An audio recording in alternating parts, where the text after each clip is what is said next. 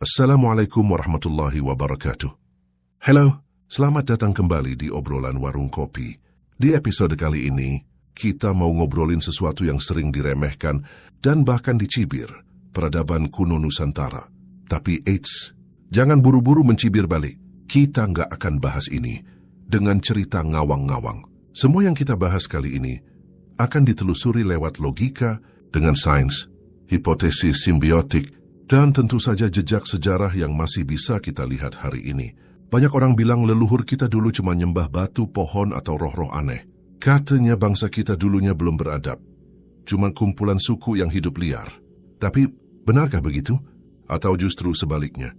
Apakah mungkin leluhur kita berasal dari peradaban besar yang sudah paham teknologi, menguasai arsitektur megah, punya sistem pemerintahan rapi, dan bahkan sudah punya pandangan hidup serta nilai-nilai pendidikan, spiritualitas, dan etika politik, bahkan sebelum agama-agama besar masuk ke Nusantara? Kita nggak akan overproud, dan juga nggak akan merendahkan siapapun. Yang penting logis, jujur, dan berimbang. Apa yang hebat dari Nusantara akan kita ceritakan. Apa yang buruk juga akan kita bahas, biar kita bisa belajar semuanya tanpa fanatisme buta dan tanpa rasa rendah diri yang berlebihan.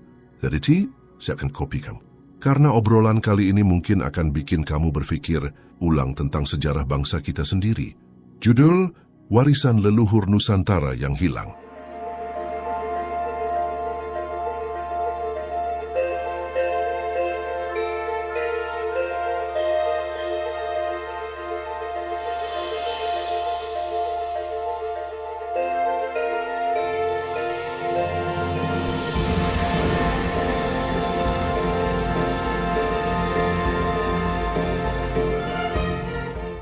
Satu, peradaban Nusantara kuno.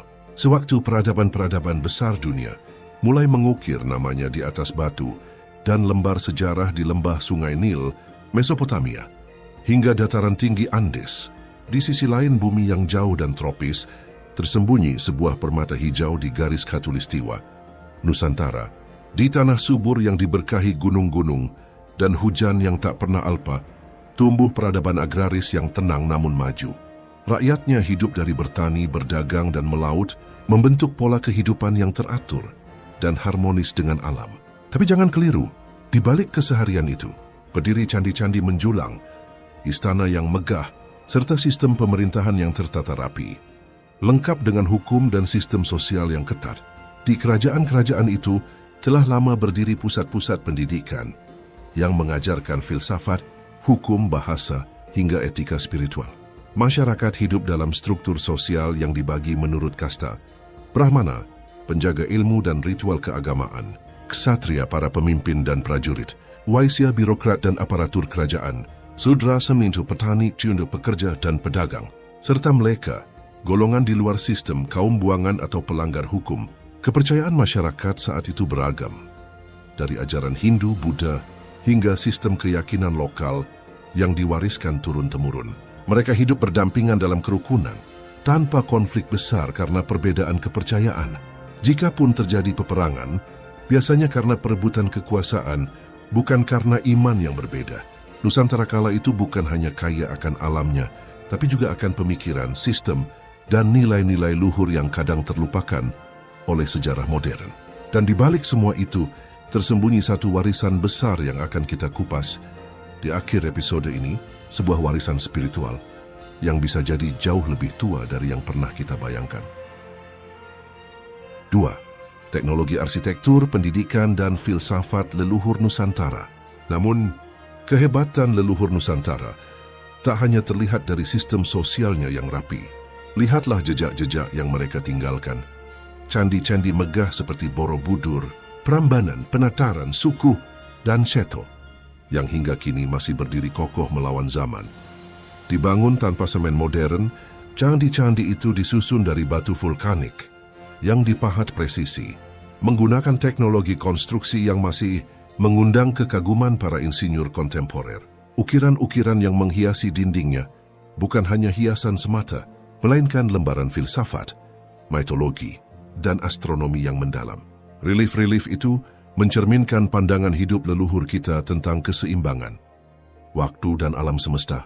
Banyak yang tidak tahu bahwa dalam sistem pendidikan kerajaan-kerajaan Nusantara, anak-anak bangsawan dan pemuka masyarakat sudah diajarkan logika, retorika, etika, hingga seni perdebatan dan sastra. Di lembaga-lembaga pendidikan kerajaan seperti Mandala, asrama-asrama spiritual, dan perguruan yang tersebar dari Sumatera, Jawa hingga Bali, diajarkan ilmu tata negara, ilmu perang, pertanian, pengobatan herbal, bahkan teknik kalender, dan penanggalan berdasarkan pergerakan langit. Filosofi hidup yang diajarkan pun mendalam tentang harmoni antara manusia, alam modern yang tak terlihat. Bangsa ini pernah mencatat kebijaksanaan bukan lewat buku-buku tebal, tapi lewat simbol, arsitektur, dan laku hidup yang tertanam dalam tradisi. Sebuah kebijaksanaan yang hari ini nyaris hilang, tapi jejaknya masih bisa kita telusuri bila kita mau membuka mata dan hati. 3. Jejak kerajaan tua di tanah para leluhur. Sejarah Nusantara bukan baru kemarin sore. Jauh sebelum benua Eropa mengenal era Renaissance, dan bahkan saat Tiongkok masih berkutat dengan dinasti-dinasti awalnya, peradaban telah mekar di tanah Khatulistiwa ini. Kerajaan Kutai Martadipura di Kalimantan Timur, yang menurut catatan resmi berdiri sekitar abad ke-4 Masehi, telah meninggalkan prasasti Yupa ditulis dengan aksara Palawa dan berbahasa Sanskerta. Sebuah bukti bahwa bangsa ini sudah melek sastra, hukum dan spiritualitas sejak awal. Tak lama berselang, di tanah yang kini kita kenal sebagai Jawa Barat, muncul Tarumanegara, kerajaan yang dikenal lewat Prasasti Ciaruteun dan Prasasti Tugu. Mereka menulis tentang penggalian saluran air, menunjukkan bahwa teknologi hidrologi bukan barang baru di sini, tapi sudah berlangsung ribuan tahun lalu. Di Sumatera, Sriwijaya menjulang bukan hanya sebagai kerajaan maritim, tapi juga pusat studi agama dan filsafat. Dari abad ke-7 hingga ke-13, Sriwijaya dikenal di India, Tiongkok, dan Arab sebagai tempat belajar para biksu dan cendekiawan. Pelaut-pelautnya mengarungi Laut Cina Selatan, membawa rempah, bahasa, dan pikiran-pikiran besar Nusantara ke seluruh penjuru dunia. Lalu datang Majapahit, puncak dari sinkretisme politik dan spiritual. Kerajaan besar yang berdiri pada abad ke-13 dan mencapai puncaknya di abad ke-14. Dalam kitab Negara Kertagama, disebutkan bahwa kekuasaannya menjangkau seluruh wilayah kepulauan dari Sumatera, Jawa, Bali, Kalimantan, hingga Nusa Tenggara. Majapahit bukan hanya tentang kekuasaan, tapi tentang hukum, tata negara, diplomasi, dan ketertiban sosial yang tertata dengan baik. 4. Sriwijaya, pusat pendidikan spiritual Buddha yang mendunia. Jauh sebelum istilah universitas dikenal di dunia barat, di timur Zamrud Khatulistiwa, tepatnya di tanah Sriwijaya, telah berdiri pusat pendidikan spiritual dan filsafat yang disegani hingga ke daratan Asia. Sriwijaya bukan sekadar kerajaan maritim yang menguasai jalur perdagangan di Selat Malaka. Ia adalah taman ilmu, sanggar para bijak, tempat di mana ajaran Buddha Mahayana berkembang pesat dan disemai ke seantero Asia Tenggara. Disinilah ajaran welas asih, jalan tengah, dan pencarian pencerahan diajarkan secara sistematis dalam kurikulum spiritual yang terstruktur. Catatan sejarah dari para musafir dan pendeta Tiongkok seperti Yijing, I Ching, yang singgah di Sriwijaya sekitar tahun 671 Masehi menyebutkan bahwa di sini terdapat pusat pendidikan agama Buddha yang sangat besar dan terorganisir. Ia menulis bahwa sebelum melanjutkan perjalanan ke Universitas Nalanda di India, ia tinggal di Sriwijaya selama beberapa tahun untuk memperdalam bahasa, Sanskerta dan ajaran agama. Ini menandakan bahwa Sriwijaya memiliki posisi intelektual setara dengan pusat keilmuan dunia pada masa itu. Para biksu dan pelajar dari berbagai penjuru Asia, dari Thailand, Kamboja, Myanmar, India, hingga Tiongkok, datang menuntut ilmu di sini. Mereka tidak hanya belajar filsafat dan meditasi, tetapi juga logika, etika, tata bahasa, hingga astronomi dan pengobatan. Sriwijaya menjadi pelabuhan ilmu, tempat persinggahan pikiran dan jiwa yang haus akan kebijaksanaan. Lembaga-lembaga pendidikan di Sriwijaya dikelola dalam sistem vihara-vihara besar, yang selain sebagai tempat ibadah juga berfungsi sebagai asrama, perpustakaan dan ruang diskusi. Tak jarang dalam satu kompleks vihara, diskusi-diskusi filsafat antar biksu dari negara berbeda terdengar dari pagi hingga malam. Hal ini menjadi bukti bahwa leluhur Nusantara telah memegang peranan penting dalam membentuk jaringan pengetahuan global, jauh sebelum peta dunia terbentuk seperti yang kita kenal sekarang. Di Sriwijaya toleransi tumbuh bersama ilmu. Agama tak menjadi sekat, melainkan jembatan. Sungguh kontras dengan gambaran keliru yang menyebut Nusantara sebagai bangsa yang hanya percaya pada roh pohon dan batu. Justru sebaliknya, mereka telah menjadikan ilmu dan kebijaksanaan sebagai ruh peradaban. 5. Catatan Mahuan Kilau Nusantara dari pesisir. Saat Laksamana Cheng Ho berlayar menyusuri Samudra Selatan, ia singgah di bumi Zamrud Khatulistiwa Nusantara, tanah tropis yang subur dan makmur. Dalam rombongannya, Mahuan, sang juru tulis sekaligus penerjemah, mencatat dengan saksama setiap denyut nadi peradaban yang ia temui. Meski tak pernah melangkah ke pusat istana Majapahit di pedalaman, kesan akan kemegahan negeri ini tetap menggetarkan hatinya bahkan dari kejauhan. Mahai menulis tentang pelabuhan-pelabuhan besar seperti Tuban, Gresik, dan Surabaya tempat tamu asing disambut. Ia mencatat bahwa negeri ini memiliki masyarakat yang rapi, bersih, dan teratur. Para penduduk tampak hidup damai, mengenakan pakaian sederhana, namun syarat dengan etika dan kebudayaan. Para lelaki membawa keris kecil di pinggang, bukan sekadar senjata tetapi lambang kehormatan. Ia menyebut bahwa hasil bumi Nusantara luar biasa melimpah, padi ditanam 2 kali setahun, dan buah-buahan tropis menghiasi pasar-pasar yang ramai namun tertib. Dalam catatannya, ia kagum pada pasar yang begitu jujur hingga orang bisa meninggalkan barang dagangan tanpa pengawasan. Dan tidak satu pun yang hilang. Lebih jauh, ia menyaksikan bahwa pelabuhan-pelabuhan ini bukan hanya pusat niaga, tapi juga tempat bertemunya budaya dan agama. Ia mencatat adanya komunitas pedagang Muslim dari Arab, Persia, India, dan Tiongkok yang hidup berdampingan dengan penduduk lokal. Bahkan ia mendengar bahwa sebagian masyarakat pendatang dari Tiongkok di wilayah pesisir telah mengenal dan memeluk ajaran Islam jauh sebelum penyebaran Islam secara besar-besaran di tanah Jawa terjadi. Dari garis pantai, Mahuan hanya bisa membayangkan seperti apa megahnya pusat Majapahit di pedalaman. Namun dari kerapian tata kota, keluhuran budi penduduknya, dan hiruk-pikuk perdagangan yang tertata, satu kesimpulan tertulis dalam hatinya, ini bukan negeri sembarangan. Nusantara adalah kekuatan yang patut dihormati. 6. Ratu Sima dan hukum yang tak memandang mahkota. Di tanah yang kini kita kenal sebagai Nusantara, keadilan dahulu bukan hanya kata, ia adalah napas kehidupan, tertanam dalam nurani para pemimpin dan rakyatnya. Salah satu kisah paling menggugah datang dari kerajaan Kalingga, sebuah negeri tua di pesisir utara, Jawa yang diperintah oleh seorang Ratu Agung, Ratu Sima. Ratu Sima dikenal sebagai pemimpin bijak, tegas, dan mencintai kejujuran, sebagaimana seorang ibu mencintai anaknya. Di bawah kepemimpinannya, hukum bukan hanya untuk ditakuti, tetapi untuk dihormati. Negeri Kalingga kala itu tersohor hingga keluar Nusantara, bukan karena pasukannya, tetapi karena kejujuran rakyatnya yang luar biasa. Suatu hari, datanglah utusan dari kerajaan asing yang ingin membuktikan kebenaran cerita itu.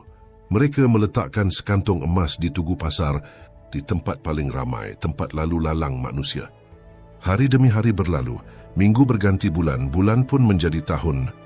Namun tak seorang pun menyentuh emas itu. Rakyat Kalingga memandangnya bukan sebagai peluang, melainkan ujian kehormatan. Namun di balik kehormatan itu, tersimpan ujian yang lebih berat.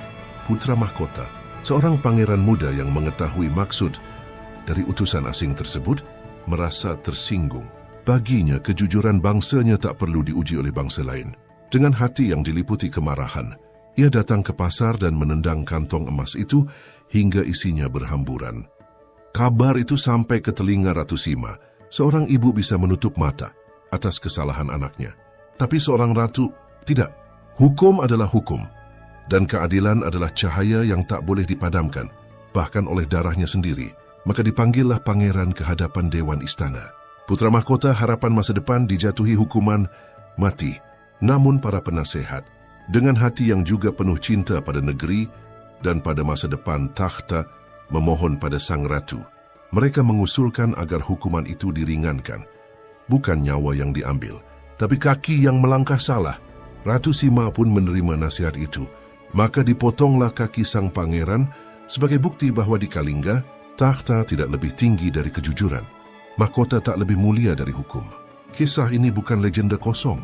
Ia tercatat dalam berbagai sumber kuno, dikenang turun-temurun sebagai cermin bahwa bangsa ini pernah memeluk nilai-nilai luhur, kejujuran, keadilan, dan ketegasan jauh sebelum hukum-hukum modern mengenal istilah tak pandang bulu. 7. Struktur pemerintahan dan sistem pengadilan kerajaan Nusantara. Di balik kemegahan istana, di balik candi-candi yang menjulang ke langit, berdiri sebuah sistem yang menjadikan peradaban Nusantara begitu matang. Pemerintahan yang terstruktur dan sistem hukum yang tegas namun berlandaskan kebijaksanaan. Kerajaan-kerajaan besar seperti Sriwijaya, Majapahit, Tarumanegara, hingga Kutai Martadipura memiliki sistem birokrasi yang tidak kalah kompleks dibandingkan negeri-negeri besar lain di dunia kala itu. Di Majapahit, misalnya, pemerintahan dijalankan dengan tatanan yang sangat terorganisir, tercatat dalam kitab Nagara Kretagama dan berbagai prasasti kuno. Raja atau ratu berada di puncak sebagai pemimpin tertinggi, tapi kekuasaan tidak dijalankan seorang diri. Ada Mahapati, seperti Gajah Mada, yang bertindak sebagai Perdana Menteri dan tangan kanan raja, mengatur administrasi, militer, dan hubungan luar negeri.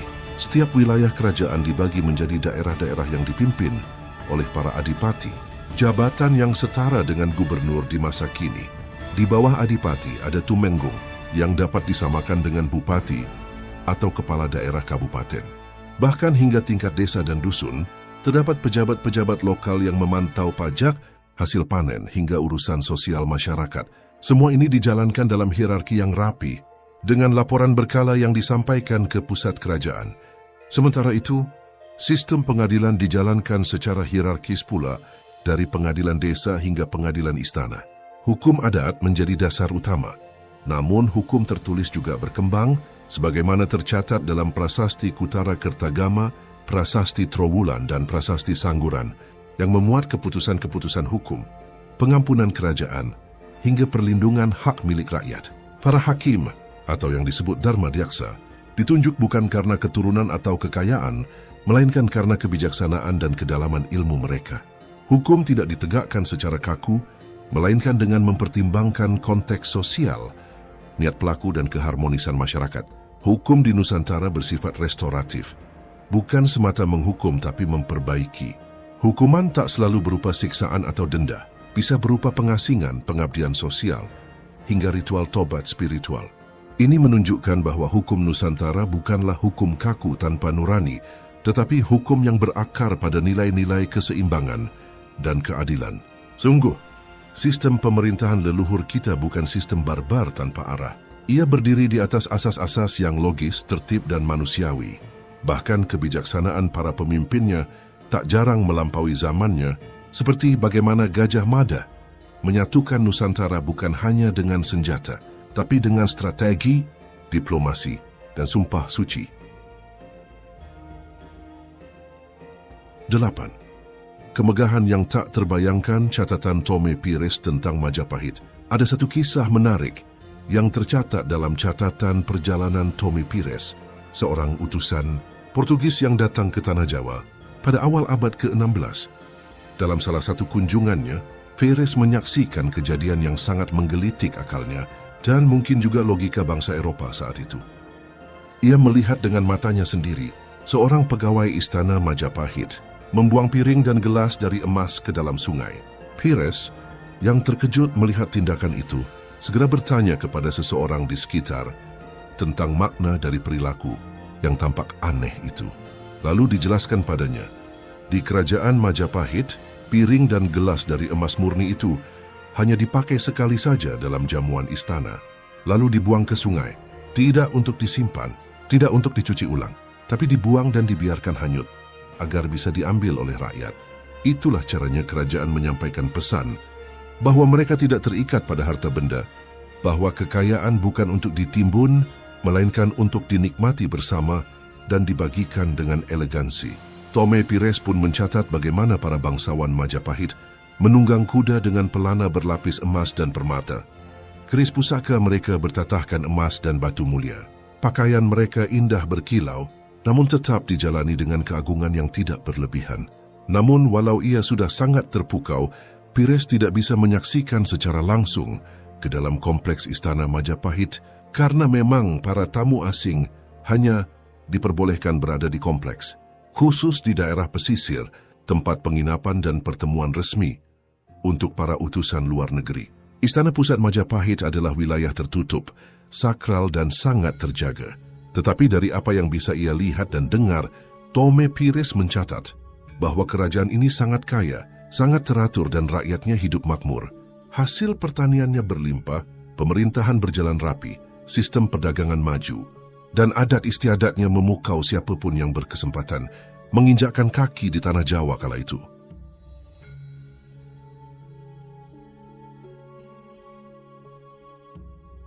Sembilan. Martabat bangsa. Catatan Tome Pires tentang rasa harga diri leluhur Nusantara. Dalam catatan yang dikutip oleh almarhum Dr. Agus Sunyoto, sejarawan besar dari Nahdlatul Ulama, tersingkap sebuah realitas yang mengejutkan, sekaligus membanggakan tentang bagaimana leluhur Nusantara memandang martabat bangsanya sendiri. Tome Pires mencatat bahwa masyarakat Nusantara kala itu memiliki rasa harga diri yang begitu tinggi. Bahkan tanpa eksklusif terhadap bangsa asing, ya, boleh dikatakan rasis. Tapi ini bukan bentuk kebencian, melainkan sikap tegas dalam menjaga martabat budaya dan struktur sosial yang telah tertata sejak lama. Disebutkan bahwa di banyak daerah kerajaan besar di Nusantara, tidak diizinkan seorang pribumi menjadi pelayan atau pekerja kasar di dapur istana, rumah bangsawan, maupun rumah makan umum. Tugas-tugas itu hanya boleh dijalankan oleh orang asing yang mempunyai ras berbeda dari ras orang Nusantara, yang artinya mereka adalah bangsa pendatang dari luar Nusantara. Menjadi pelayan bagi bangsanya sendiri dianggap merendahkan martabat, karena dalam pandangan masyarakat saat itu, anak-anak bumi Zamrud Khatulistiwa ini lahir dengan darah bangsawan, darah petani, darah nelayan, tapi semuanya darah yang merdeka. Lebih dari itu, bangsa asing yang datang ke bumi ini pun tidak boleh berdiri sejajar dengan pribumi Nusantara. Jika ada warga asing berjalan melewati orang Nusantara, mereka harus menunduk, membungkuk dengan hormat. Dan jika orang Nusantara duduk, orang asing tidak boleh duduk sama tinggi. Mereka harus duduk di bawah sebagai bentuk penghormatan. Ini bukanlah bentuk kezaliman, tetapi tata adat dan wibawa sosial yang berakar dalam Nusantara kala itu sudah mengenal batas, tahu harga diri, dan tak rela kehormatan bangsanya diinjak oleh siapapun, meski hanya secara simbolik. Tome Pires, seorang Portugis yang mencatat perjalanannya ke tanah ini, mungkin menuliskannya dengan nada heran, bahkan takjub. Tapi bagi kita, catatan itu adalah cermin kejayaan batin leluhur kita, yang hidup dalam sistem yang berdaulat, bermartabat, dan tahu siapa dirinya. Ini adalah wajah Nusantara yang dulu, yang berdiri tegak bukan karena kekuatan senjata, tetapi karena keteguhan harga diri. 10. Catatan odorik di gerbang keemasan Majapahit. Di antara debur ombak Samudra Hindia dan sunyi hutan tropis yang lebat, seorang pendeta berjubah sederhana menapakkan kakinya di tanah yang belum pernah dijamah bangsanya, tanah para raja dan para bijak, tanah yang dalam bisik angin dan gema lonceng kuil disebut orang Majapahit. Namanya Odoric of Pordenone, seorang biarawan pengembara dari Italia, dari Ordo Fransiskan. Dalam perjalanannya antara tahun 1318 hingga 1330 Masehi, ia mengembara dari Venesia menuju Persia, India, hingga akhirnya ke Tiongkok dan Nusantara. Dalam catatan perjalanannya, ia menulis bahwa dirinya adalah orang asing satu-satunya dari Eropa yang pernah diizinkan masuk ke dalam lingkungan dalam istana. Majapahit, sebuah kehormatan besar, mengingat saat itu bangsa asing, bahkan para pedagang dan utusan negeri besar seperti Tiongkok, hanya diperbolehkan sampai di pelabuhan dan tempat persinggahan tamu di pesisir. Ia bukan saudagar, bukan utusan dagang, bukan pula penakluk, namun seorang pencari, penulis yang haus akan kebenaran dunia. Dan di Jawa inilah ia menyaksikan sesuatu yang tak pernah ia bayangkan, kemegahan istana yang tak bisa dilukiskan, dengan pena abad pertengahan. Sebelum ia tiba di istana, langkahnya melewati perkampungan rakyat di sekitar kompleks kerajaan. Tapi bukan rumah-rumah jerami yang ia lihat. Rumah yang terbuat dari kayu dengan ukiran-ukiran yang indah. Ia tertegun. Tiang-tiang kayu rumah rakyat itu berselimutkan emas. Di antaranya bertatahkan permata merah delima, safir dan giok hijau. Atap-atap rumah berkilau seperti sisik naga, memantulkan cahaya matahari tropis yang membakar dengan keindahan yang nyaris mistis. Jika ini rumah rakyatnya, tulis Odorik dalam benaknya, bagaimana gerangan kemegahan istana rajanya? Dan tibalah ia di pelataran keraton Majapahit, tempat para raja dan mahapatih memerintah wilayah seluas benua, dari semenanjung Malaya hingga ke pulau-pulau rempah. Gerbangnya tinggi dan angkuh, dengan ukiran dari batu andesit yang tak kalah halus dari ukiran katedral Eropa. Tapi yang membuat Odorik tercekat adalah saat kakinya melangkah ke dalam aula utama. Istana yang bertingkat 2 lantai, terbuat dari kayu, dengan ukiran-ukiran yang sangat indah dan lantainya berpondasi batu, tapi lantainya terbuat atau beralaskan dari emas. Juga dindingnya berlapis emas berukir gambar para kesatria, bukan sekadar kilau, tapi benar-benar emas murni. Tangga menuju balairung dan singgasana istana bercahaya keemasan dan keperakan, seolah diselimuti emas dan perak murni.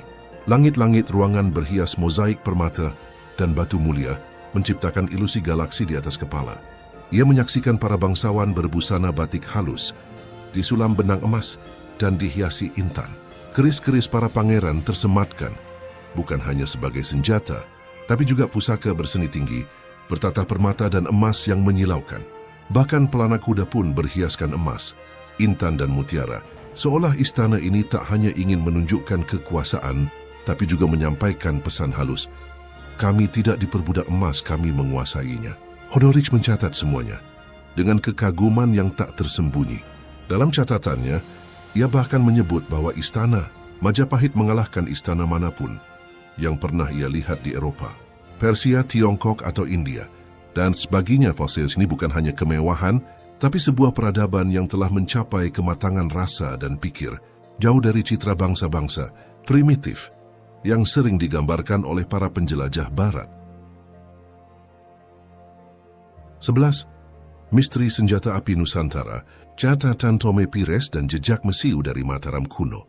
Ketika Tome Pires, penulis Suma Oriental, menginjakkan kaki di tanah Jawa pada awal abad ke-16, ia bukan hanya terpesona oleh kekayaan dan keindahan kerajaan di Nusantara, tetapi juga terkejut oleh kekuatan militer Majapahit yang berada jauh melampaui perkiraannya. Di saat bangsa-bangsa Eropa baru mulai mengenal penggunaan senapan lontak, Pires mencatat bahwa pasukan Majapahit telah dipersenjatai dengan senjata api yang disebut Catbang atau bedil. Tak hanya di darat, kapal-kapal perang Majapahit pun telah dipersenjatai dengan meriam-meriam besar, menggetarkan lautan dan musuh-musuhnya. Catatanku sebagai penulis. Ketika aku membaca catatan Suma Oriental dari Tome Pires, aku benar-benar terkejut. Apakah mungkin? Apatah? Bagaimana bisa di masa Majapahit senjata api telah digunakan secara luas? Rasa penasaran itu menuntunku menyelidiki lebih dalam, dan kecurigaanku pun tertuju pada satu hal. Kata bedil, kenapa bukan gun, bukan rifle, bukan senapan? Kenapa bedil? Maka aku mulai meneliti, menggali lebih dalam ke akar bahasa, ke manuskrip kuno, ke prasasti yang terlupakan. Dan hasilnya mengejutkan, sangat mengejutkan. Bagi mata Eropa yang baru saja menyentuh teknologi senapan dan bubuk mesiu, pemandangan ini sungguh mengejutkan sebuah kerajaan Asia Tenggara yang telah akrab dengan dentuman, api dan logam panas jauh sebelum banyak bangsa lain sempat menyadari kekuatan ledakannya. Namun jejak mesiu Nusantara tak bermula di Majapahit. Sejarah mencatat kerajaan-kerajaan sebelumnya seperti Singasari dan bahkan Mataram kuno telah menunjukkan potensi kekuatan teknologi militer yang luar biasa. Dan inilah yang membuka satu pintu misteri besar dalam sejarah dunia. Benarkah bubuk mesiu pertama kali ditemukan di Tiongkok? Atau mungkinkah leluhur Nusantara telah lebih dulu menguasainya? 12. Perbandingan waktu. Mataram kuno versus penemuan mesiu di Cina. Kerajaan Mataram kuno, Medang, berdiri sejak sekitar tahun 732 Masehi ditandai dengan prasasti Canggal dari Raja Sanjaya. Puncak kejayaannya terjadi antara abad 8 hingga 10 Masehi, masa di mana Borobudur dan Prambanan dibangun dan candi-candi raksasa dengan presisi arsitektur yang masih memukau dunia modern. Penemuan bubuk mesiu di Tiongkok. Menurut sejarah resmi Tiongkok, bubuk mesiu pertama kali ditemukan oleh para alkemis dinasti Tang pada abad ke-9 Masehi, sekitar tahun 850 Masehi, yang awalnya ditujukan untuk pengobatan atau pencapaian kekekalan hidup. Artinya era puncak kerajaan Mataram kuno hampir bersamaan, bahkan sedikit lebih awal dibandingkan awal mula penemuan bubuk mesiu di Tiongkok. Dan ini bukan sekadar kebetulan waktu. Pulau-pulau Nusantara sejak dulu telah kaya akan sulfur arang dan niter sendawa, 3 komponen utama dalam pembuatan mesiu. Gunung-gunung berapi di Jawa dan Sumatera menyemburkan belerang dalam jumlah besar. Hutan-hutan tropis menyumbang arang melimpah, dan gua-gua kapur menyimpan kandungan niter yang bisa diekstraksi oleh mereka yang memahami rahasia bumi. Maka apakah mungkin bangsa yang mampu membangun Borobudur dengan presisi kosmis, menghitung gerak langit dan waktu dalam batu, memahat kisah kehidupan dan kebijaksanaan dalam dinding lava, juga telah menemukan dan meracik bubuk api untuk menjadi guntur dalam pertempuran? Pertanyaan itu belum dijawab sejarah resmi, tapi catatan-catatan dari Eropa, Arab, dan Tiongkok yang heran melihat kekuatan militer kerajaan-kerajaan di Jawa menjadi saksi tak langsung akan rahasia lama yang disimpan tanah ini.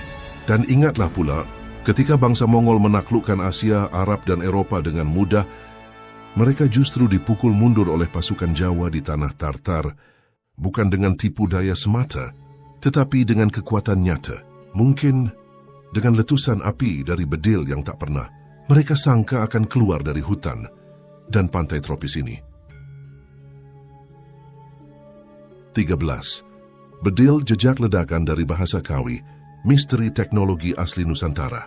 Di antara semua peninggalan sejarah, bahasa adalah yang paling sulit dipalsukan. Ia lahir dari mulut rakyat, diwariskan turun-temurun, dan menyimpan sidik jari dari setiap zaman yang telah berlalu.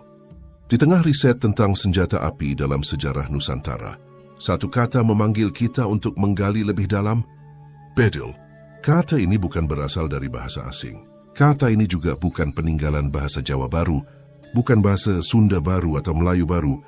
Kata ini adalah bahasa Kawi kuno, bahasa yang digunakan hampir di seluruh Nusantara, sebelum ada bahasa Jawa, bahasa Sunda, dan bahasa Melayu.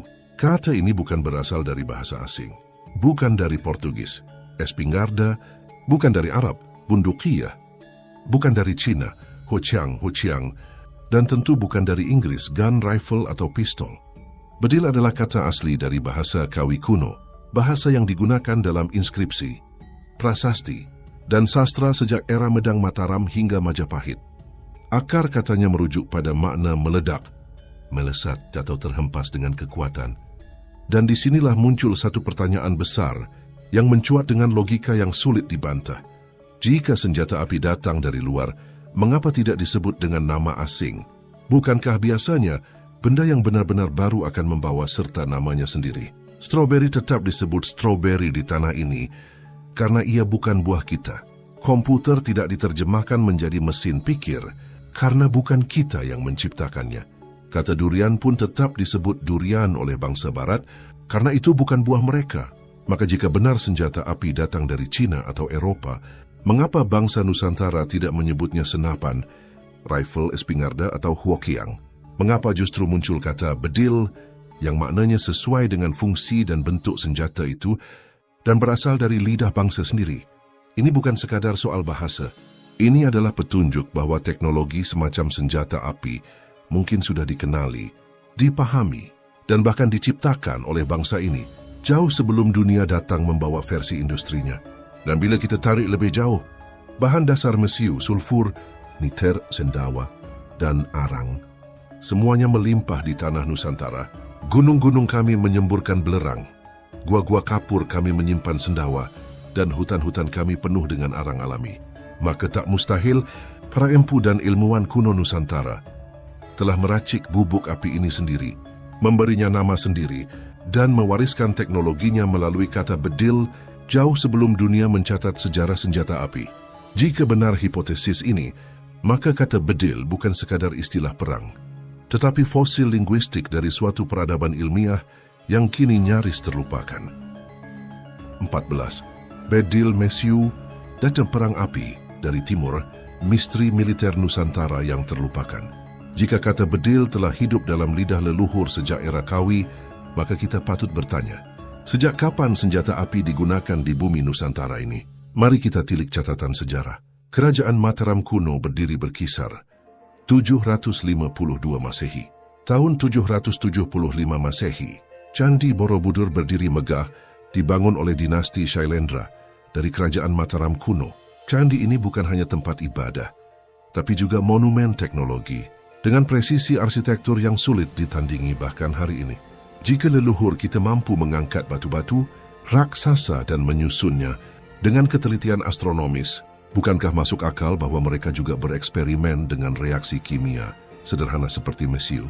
Sementara itu, catatan sejarah Cina menyebut bahwa bubuk mesiu ditemukan sekitar tahun 850 Masehi oleh para alkemis dinasti Tang, namun senjata api berbentuk senapan dan meriam baru benar-benar digunakan secara luas di Tiongkok sekitar abad ke-13 dan di Eropa bahkan lebih lambat, abad ke-14. Tapi di Nusantara, catatan Tome Pires pada tahun 1512 Masehi dalam Suma Oriental dengan jelas menyebut bahwa guys orang Jawa sudah menggunakan senapan dan meriam di kapal-kapal perang mereka. Mereka menyebutnya dengan nama bedil atau catbang. Lebih mengejutkan lagi, pada abad ke-13, saat pasukan Mongol menguasai hampir seluruh Asia, mulai dari Arab, Persia, Eropa hingga Tiongkok, hanya Nusantara yang bisa menundukkan Mongol tanpa tunduk. Pasukan Raden Wijaya, Raja pertama Majapahit, berhasil mengalahkan ekspedisi Mongol yang jauh lebih besar jumlahnya. Apakah ini hanya karena taktik perang atau apakah ada kekuatan tersembunyi dalam senjata api yang dimiliki Majapahit dan sebelumnya oleh Singasari? Bukankah menarik bahwa kata bedil muncul dalam naskah-naskah kuno Jawa jauh sebelum kedatangan Portugis? Jika kita gali artefak dan temuan arkeologi, telah ditemukan cetakan-cetakan logam mirip laras meriam di situs Trowulan, bekas ibu kota Majapahit. Ada pula lukisan-lukisan relief di candi yang menggambarkan alat tembak sederhana yang diduga digunakan dalam peperangan laut. Maka kita pun bisa bertanya, apakah bangsa Nusantara sebenarnya telah menemukan bubuk mesiu sebelum bangsa Cina mencatatkannya? Dan bila memang benar bahwa kata bedil adalah ciptaan lidah kita sendiri, bukan pinjaman dari luar, maka bukan mustahil bahwa penemuan senjata api pun berasal dari para empu, para ahli logam dan peracik rahasia dari pedalaman gunung yang menyatu dengan alam, memahami gunung api, dan mengubahnya menjadi senjata perang. Di tanah yang penuh api dan belerang, lahirlah kekuatan yang menembus waktu dan batas. Dan kita bisa membayangkan sebuah kekaisaran besar seperti Tiongkok yang begitu perkasa hingga bisa menaklukkan Korea. Namun ketika datang ke Nusantara, mereka tidak membawa pasukan penjajah, melainkan utusan hadiah dan sikap penuh hormat. Jika memang Tiongkok yang pertama menemukan senjata api, mengapa mereka tidak menaklukkan kerajaan-kerajaan di Nusantara? Mengapa mereka tidak memperlakukan kita seperti mereka memperlakukan negeri-negeri lain? Ini adalah pertanyaan penting yang sering luput dari narasi sejarah. Justru sebaliknya, mereka datang membungkuk, membawa sutra dan porselen, menjalin hubungan diplomatik, bahkan menjalin hubungan keluarga dengan menikahkan putri-putri kaisar dan putri-putri bangsawan mereka dengan raja dan bangsawan-bangsawan di kerajaan Nusantara kuno, seolah sadar bahwa di negeri api dan logam ini, mereka tidak berhadapan dengan bangsa terbelakang, tetapi dengan saudara tua yang tak bisa dianggap enteng. Apakah ini bukti bahwa Tiongkok menghormati kekuatan sejati Nusantara? Atau mungkinkah hubungan itu adalah jembatan karena justru Tiongkoklah yang ingin belajar dan mentransfer teknologi dari para empu dan ahli peradaban di tanah kita? 15. Bedil yang terlupakan, tragedi ilmu yang terputus oleh bahasa. Mungkin para skeptis akan bertanya, jika zaman kuno Nusantara sudah memiliki teknologi senjata api, mengapa tidak digunakan ketika melawan VOC? Itu pertanyaan yang sangat wajar, dan justru pertanyaan itulah yang menuntun kita ke misteri besar dalam sejarah kita? Jawabannya mungkin tidak terletak pada kekuatan militer, tapi pada sesuatu yang jauh lebih dalam. Dari tanah yang subur dan langit yang bijak, leluhur Nusantara pernah menyalakan cahaya peradaban. Mereka mengenal bedil kata yang lahir bukan dari lidah asing, tapi dari jiwa Kawi, dari suara dalam tanah ini sendiri. Sebuah senjata yang tidak hanya memuntahkan api dan peluru, tapi juga melesatkan bukti bahwa peradaban ini tak pernah berjalan di belakang zaman. Bedil bukanlah sekadar alat perang. Ia adalah simbol bahwa para empu, ahli logam dan para brahmana yang mengamati langit dan bumi telah menapaki jalan sains dan teknologi jauh sebelum dunia mengakui namanya. Ketika bangsa lain masih membakar dupa untuk keabadian, leluhur kita mungkin sudah meracik belerang dan garam batu untuk keperluan lebih dari sekadar upacara. Namun cahaya itu meredup bukan karena kalah oleh bangsa asing, tapi karena kita sendiri yang mematikan sumbunya. Ketika Majapahit tumbang, bukan hanya istana yang hancur, tetapi bahasa pun tercerai. Bahasa Kawi yang dahulu menyatukan prasasti-prasasti dari Sumatera hingga Bali perlahan digantikan oleh bahasa-bahasa lokal. Yang dibentuk oleh ego politik, bahasa berubah dan bersama dengannya, kitab-kitab pun menjadi bisu. Kitab yang menuliskan rumus-rumus bedil tak lagi dimengerti. Prasasti yang mengukir tata cara membuat mesiu tak bisa dibaca oleh generasi berikutnya. Simbol-simbol kuno yang pernah menjadi pelita kini tinggal hiasan di museum yang sepi. Ilmu terputus, warisan tak terbaca, dan akhirnya peradaban pun lumpuh. Lalu datanglah gelombang baru. Kesultanan penjajahan modernitas. Di era Kesultanan Mataram, bedil sudah bukan lagi milik kita.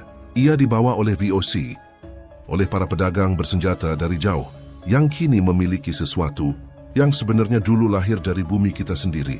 Betapa tragis saat cucu-cucu para empu dikalahkan oleh senjata yang mungkin diciptakan oleh kakek mereka sendiri.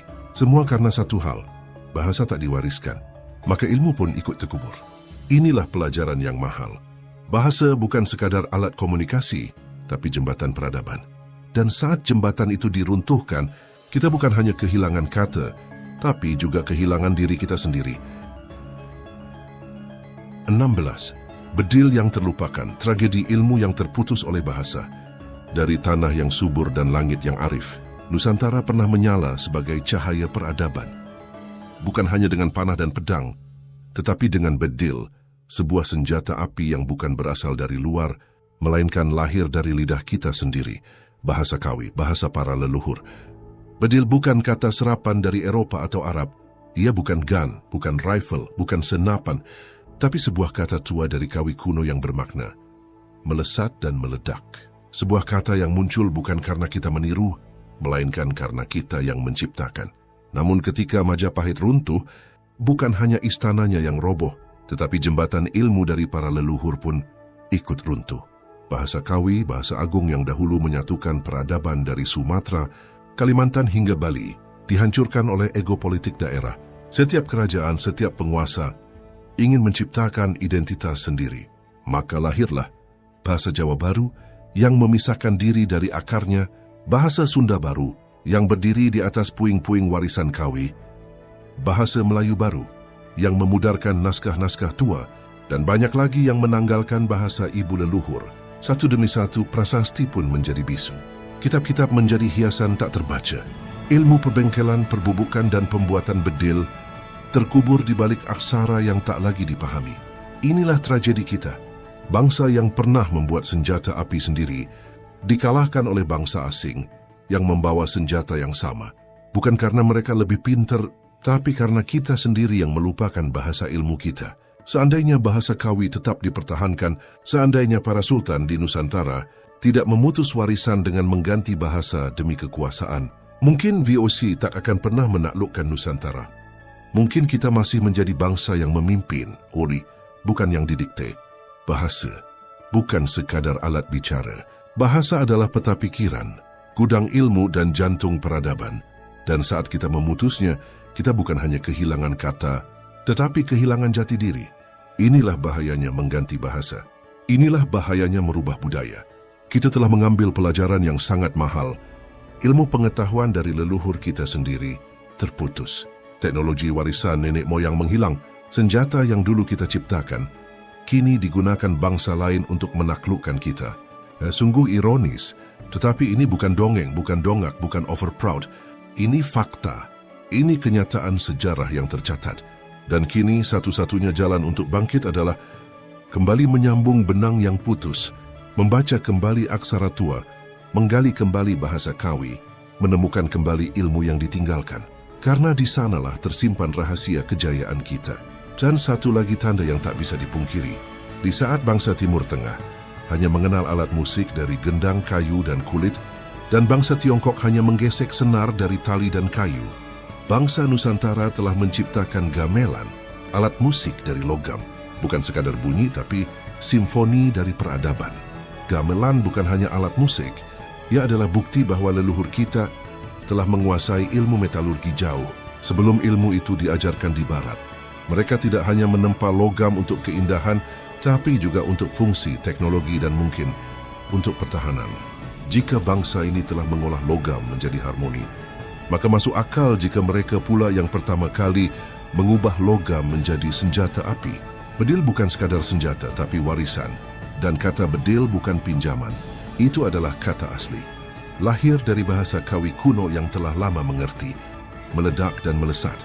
Sungguh ironis, dari yang bisa menciptakan alat musik dari logam, menjadi bangsa yang dijajah oleh logam, karena kita lupa akar, lupa bahasa, lupa ilmu, hingga akhirnya lupa siapa diri kita. Penutup bab 1. Tragedi yang kita ciptakan sendiri. Dan inilah kelemahan terbesar kita. Bukan hanya karena bahasa yang diubah, bukan hanya karena budaya dan bahasa yang digeser, tapi karena ego di antara anak-anak Nusantara sendiri. Kita saling berebut kekuasaan dan perang saudara. Saling meruntuhkan, bukan membangun. Kerajaan demi kerajaan tumbang. Bukan oleh serangan dari luar, tetapi oleh tangan kita sendiri. Ilmu terputus bukan karena dicuri, tapi karena kita yang membuangnya. Kitab-kitab leluhur tak lagi dibaca. Bukan karena tak bisa, tapi karena tak mau. Inilah pelajaran paling pahit, bahwa kejatuhan kita bukan karena bangsa asing, tapi karena diri kita sendiri. Dan karena itu, jika ingin bangkit, kita harus mulai dari mengingat sejarah. Sampai jumpa lagi di episode berikutnya. Di episode 3 nanti, kita akan menyelami masuknya Islam ke Nusantara dan menelusuri jejak-jejak tauhid para leluhur yang telah lama terlupakan. Sebuah babak sejarah yang sering disalahpahami, namun menyimpan hikmah besar tentang jati diri bangsa ini. Wassalamualaikum warahmatullahi wabarakatuh.